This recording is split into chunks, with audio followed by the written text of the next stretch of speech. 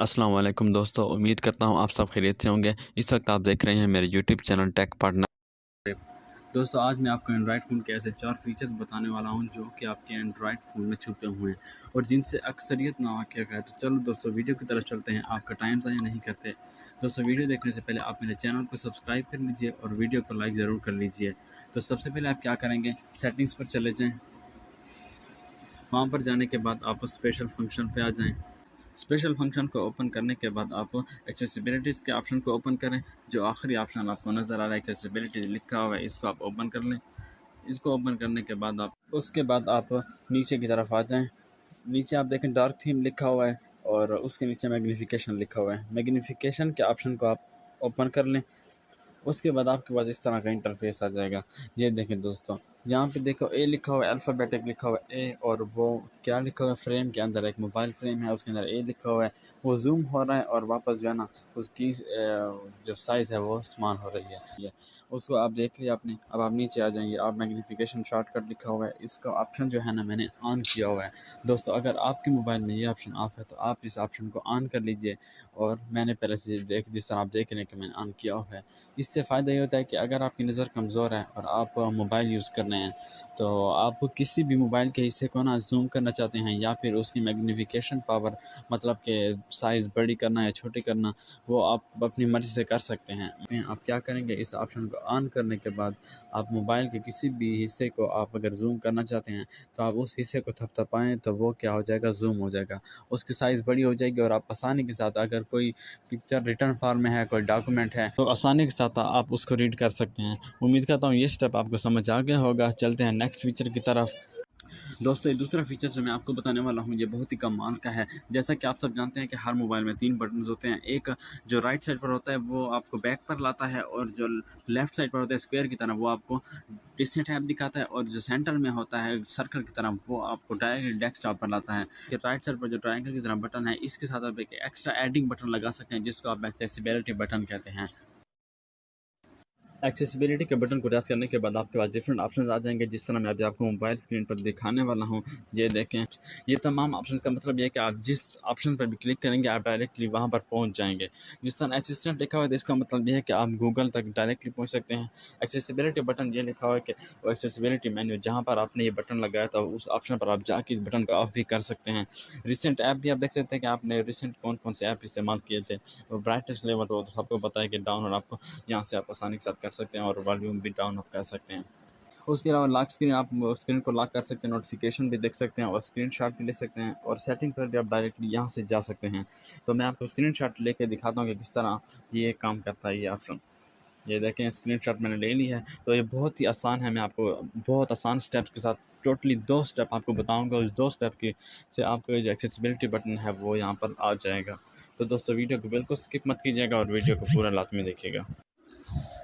First step आप क्या करेंगे, सेटिंग्स पर आ जाएंगे। उसके बाद आप नीचे की तरफ देखें तो ये स्पेशल फंक्शन लिखा हुआ है, एक्सओएस लैब के नीचे स्पेशल फंक्शन लिखा हुआ है, इसको आप ओपन कर लें। उसके बाद जो आखिरी ऑप्शन एक्सेसिबिलिटी है आप उसको ओपन कर लेंगे। उसके बाद एक्सेसिबिलिटी मेन्यू फर्स्ट ऑप्शन है, इसको ओपन कर लें। उसके बाद आपके पास इस तरह का इंटरफेस आ जाएगा। इस ऑप्शन को आप ऑन कर लें। अगर आपके मोबाइल में ये ऑप्शन ऑफ है तो इसको आप ऑन कर लीजिए, क्योंकि इससे फ़ायदा ये होता है कि आप जो है ना एक आपके पास एक एक्स्ट्रा बटन आ जाता है, एक्सेसिबिलिटी बटन, जिसके बारे में मैंने आप लोगों को बताया है। दोस्तों, इस चौथे फीचर में मैं आपको ये बताने वाला हूँ कि आपके पास कोई मैसेज आ जाता है, कोई भी नोटिफिकेशन आ जाता है, आप उस रिटर्न टेक्स्ट और नोटिफिकेशन जो है ये जो आपके पास मैसेज आया, आप उसको स्पीच की तौर पर किस तरह सुन सकते हैं।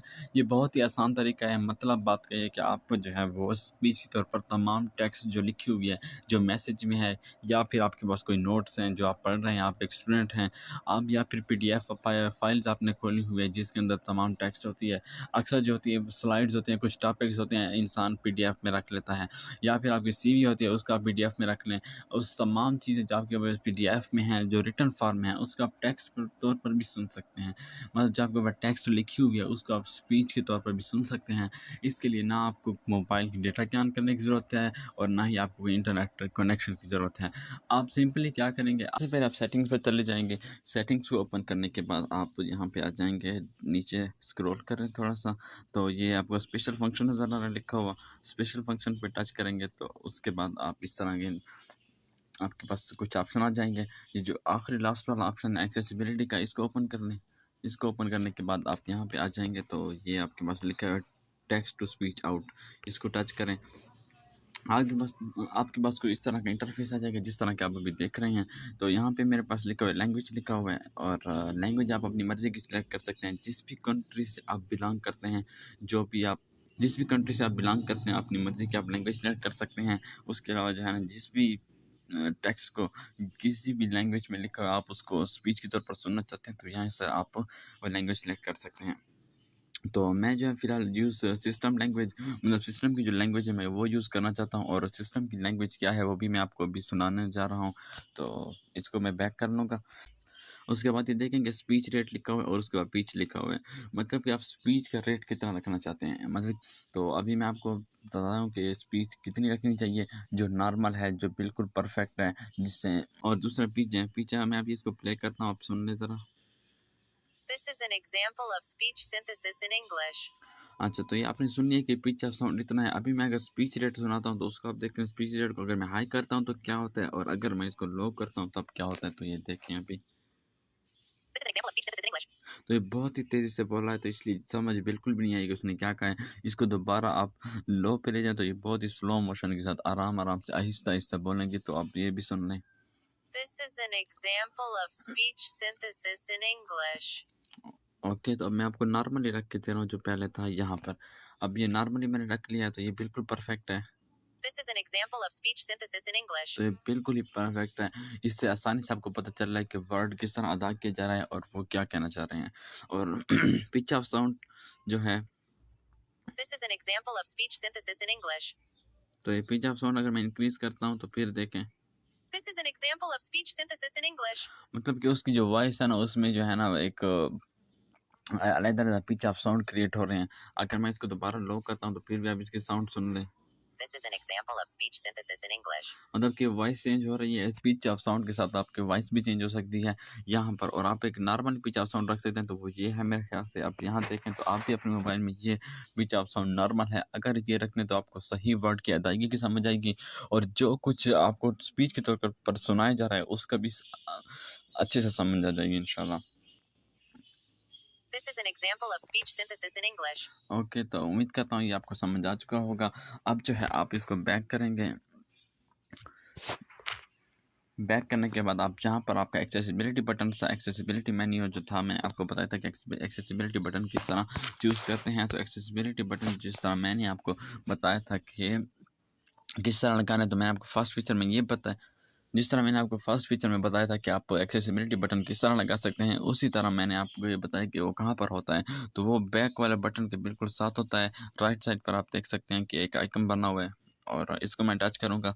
यहाँ पर देखें तो मैं इसको ऑन करूँगा, और जिस जगह को मैं सिलेक्ट करूँगा वो आपको स्पीच के तौर पर सुना दी जाएगी, या फिर मैं पूरे जो आपको स्क्रीन नज़र आ रही है इसको भी सुन सकता हूँ स्पीच के तौर पर। अभी मैं आपको बताता हूँ कि किस तरह आप सुन सकते हैं। ये देखें, Navigate up. Accessibility. Select to speak. Shortcut on here selected text. Switch access. Off control device with switches. Talkback. Off speak items on screen. Screen readers. Text to speech output. Display. Font size. Large. Dark theme. Magnification. Shortcut on. Color correction. Off. जिस तरह कि आप देख लिया कि पूरा जो आपकी स्क्रीन है इसमें एक एक वर्ड जिस अंदाज से लिखा हुआ है आपको वैसे ही समझा दिया गया है कि आप जिस तरह सिलेक्ट टू स्पीक लिख सकते हैं, उसके नीचे shortcut on header selected text भी कर सकते हैं, स्विच एक्सेस ऑफ कर सकते हैं, और कंट्रोल डिवाइस स्विचेस भी कर सकते हैं। तो इस तरह तमाम जितने भी आपको टेक्स्ट में जो चीज़ भी नज़र आ रही है तो वो तमाम के तमाम आपको पढ़ के उसने सुना दिया है। तो ये बहुत ही एक एडवांटेज है आपके लिए, और आप अपने मोबाइल में इस फीचर को यूज़ कर सकते हैं। इंशाल्लाह इससे आपको बहुत ज़्यादा फ़ायदा होगा। अगर आपको वीडियो पसंद आई है तो लाइक कर दीजिएगा, और अगर आप हमारे चैनल में पहली मर्तबा आए हैं तो चैनल को प्लीज़ सब्सक्राइब कर लीजिएगा।